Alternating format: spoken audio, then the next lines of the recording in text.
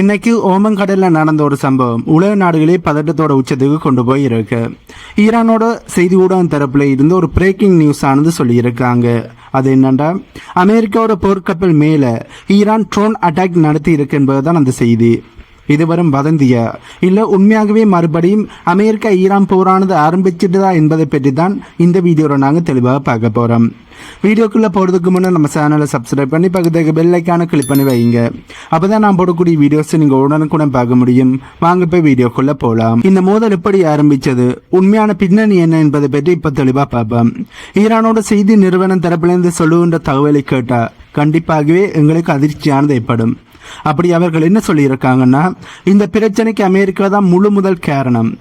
Oman கடல்ல அமைதியா போய்கிட்டு இருந்த ஈரானோட ஒரு வணிக கப்பல், அதாவது மெர்ச்சன்ட் வசல அமெரிக்காவோட இராணுவம் கடற்படையானது தாக்கி இருக்கிறார்கள். அதாவது அந்த கண்ட்ரோல் செக்ஷன் மீது தாக்குதலை நடத்தியது மட்டுமில்லாம அந்த கப்பலை அமெரிக்கா கடத்தி இருக்கிறார்கள். இதை ஈரான் சும்மா விடையில. அந்த தாக்குதல் நடந்த சில மணி நேரத்திலேயே அமெரிக்காவோட கடற்படை போர்க்கப்பலை குறிவைச்சு ஈரான் தன்னோட ட்ரோன்களை ஏவியிருக்கு.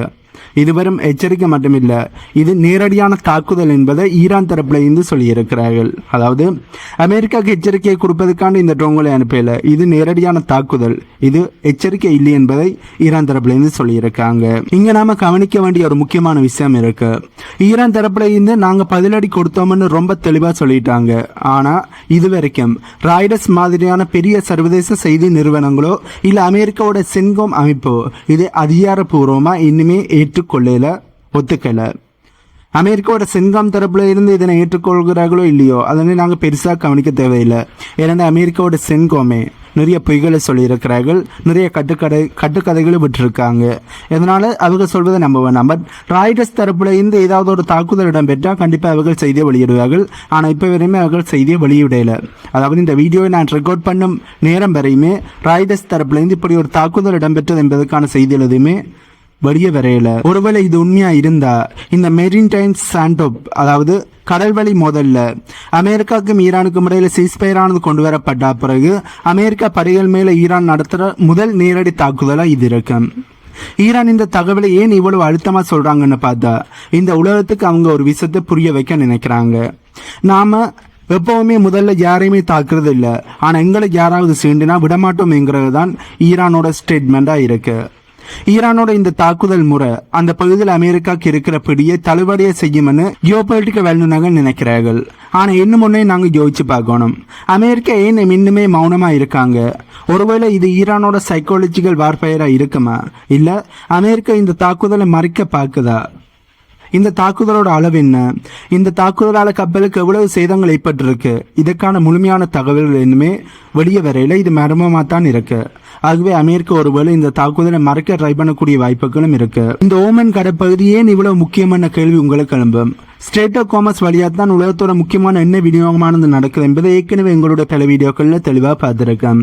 அமெரிக்கா இந்த இடத்தை தான் கட்டுப்பாட்டுக்கு கொண்டு வர ரொம்ப நாளாக முயற்சி பண்ணிக்கிட்டு இருக்காங்க. நாட்டோ நாடுகளை கூட உதவிக்கு அமெரிக்கா தரப்புலேருந்து கூப்பிட்டாங்க. ஆனால் யாருமே வரலன்னு ஈரான் தரப்புல இருந்து ஒரு குத்தூசி மாதிரி இந்த கருத்தை சொல்லி அமெரிக்காவை தூண்டி விட்டு கொண்டிருக்கிறார்கள், அமெரிக்காவை கிளைத்து கொண்டிருக்கிறார்கள் என்று சொல்ல முடியும். நாங்க யாரையும் அட்டாக் பண்ணல, ஆனா எங்களை ஆக்கிரமிக்க நினைச்சா நாங்க சும்மா இருக்க மாட்டோம் என்பதை ஈரான் ரொம்ப தெளிவா பேசி இருக்காங்கன்னு தான் சொல்லணும். இப்ப நாம இந்த வீடியோட ரொம்ப சுவாரஸ்யமான ஒரு பகுதிக்கு வந்திருக்கோம். அமெரிக்கா போட்ட கணக்கு எப்படி தப்பாச்சது என்பதை பற்றி தான் இப்ப பார்க்க போறோம்.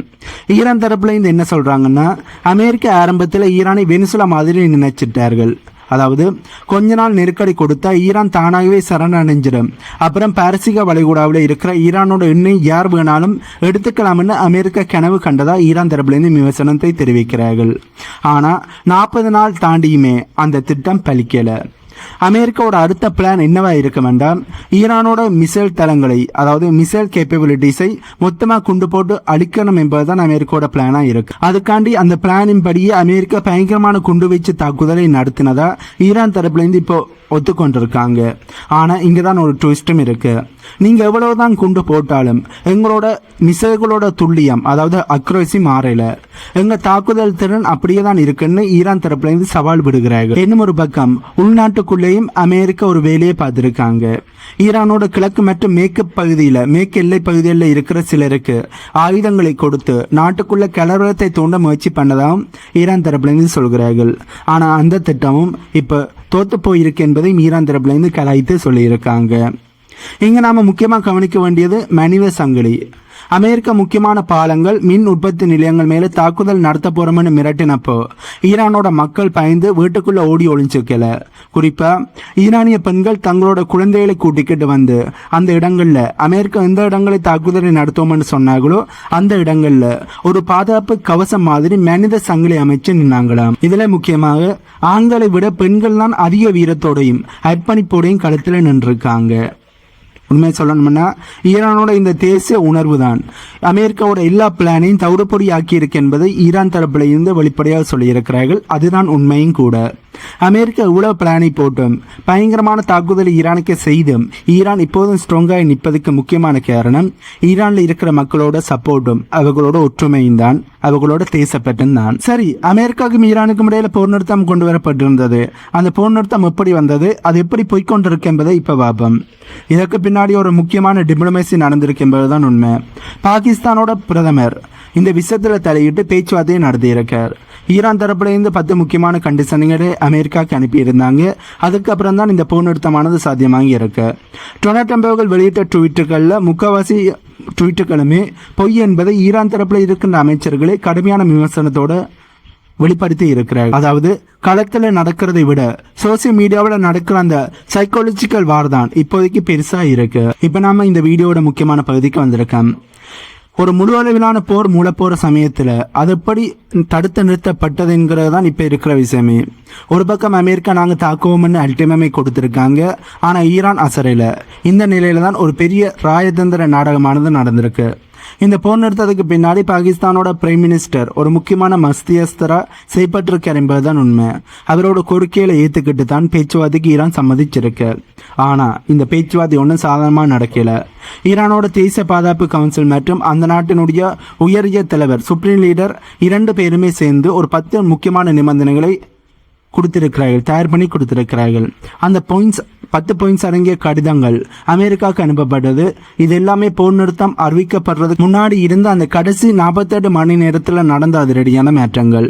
இப்படி ஈரான் தரப்புல இந்த நிபந்தனையை முன் வச்ச பிறகுதான் அதன் அடிப்படையில் பேச்சுவார்த்தை நடத்துவோம் என்று சீஸ்பயரை கொண்டு வந்தார்கள்.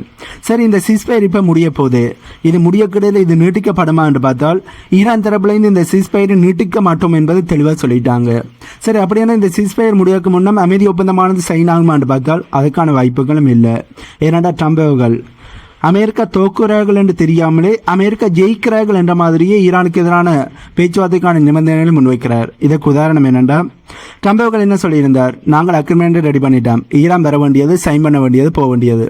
நாங்கள் சொல்லுன்ற அக்ரிமெண்ட்டில் சைன் பண்ணிட்டு நாங்கள் காட்டுற இடத்துல சைன் பண்ணிட்டு ஈரான் போக வேண்டியதுதான் ஈரானுக்கான வேலை என்று ட்ரம்ப் அவர்கள் சொல்லியிருந்தார். இப்படி ட்ரம்ப் அவர்கள் சொல்லும்போது ஈரான் எப்படி பேச்சுவார்த்தைக்கு வருவார்கள், எப்படி இந்த போரை முடிப்பார்கள்? கண்டிப்பாக இல்லை. இதனால தான் இப்போ ஈரான் தரப்பில் இருந்து நாங்கள் எந்த ஒரு அதிகாரிகளையும் அமைதி பேச்சுவார்த்தையை நடத்துவதற்காண்டி அனுப்பல, பாகிஸ்தானுக்கு அனுப்பலை என்பதை சொல்லியிருக்கிறார்கள். ஆகவே இந்த சீஸ்பயனுடைய 2வது கட்ட பேச்சுவார்த்தை நடக்குமா நடக்காத என்பதை மிகப்பெரிய ஒரு கேள்வியாக மாறியிருக்கு. இன்னும் ஒரு பக்கம் அமெரிக்காவோட பிரசிடண்டாக இருக்கிற டொனால்ட் ட்ரம்ப் அவர்கள் போட்ட ட்வீட்டுகள் ரொம்ப மோசமாக இருந்துச்சு. இந்த 2வது கட்ட பேச்சுவார்த்தை நடந்த உடனே போரானது முடிவுக்கு வரப்போகுது, கண்டிப்பாக இந்த போர் முடிவுக்கு வரும் என்ற மாதிரியே நிறைய ட்வீட்டுகளை ட்ரம்ப் அவர்கள் போட்டிருந்தார். இதை பற்றி ஈரானோட ஃபாரின் மினிஸ்டர் தரப்புலேருந்து என்ன சொல்லியிருக்காங்கன்னா, ட்ரம்ப் அவர்கள் போட்ட 8 ட்வீட்டில் 7 ட்வீட் ஆனது சுத்த பொய்ன்னு ரொம்ப ஓப்பனாகவே விமர்சனத்தை தெரிவிச்சிருக்காங்க. இது ஒரு சைக்காலஜிக்கல் வார்பேர், அதாவது மக்களை குழப்ப அமெரிக்கா பண்ற வேலை என்பதையும் ஈரான் தரப்புலேருந்து தெளிவாக சொல்லியிருக்கிறார்கள்.